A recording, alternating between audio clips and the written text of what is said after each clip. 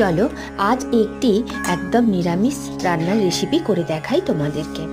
প্রথমে সোনা মুগ ডাল ভালো করে ধুয়ে 2-3 বার করে ধুয়ে নিয়ে এরপর ডালটাকে সারা রাত ভিজিয়ে রেখেছিলাম।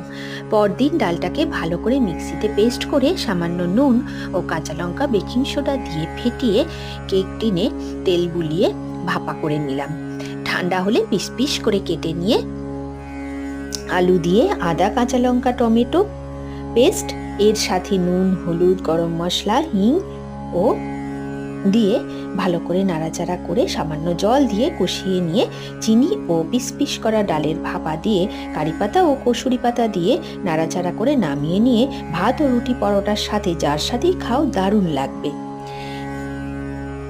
ভাপা ডালের পিসগুলো ভেজে আলু দিয়ে দমের মতো করলেও ভালো লাগবে।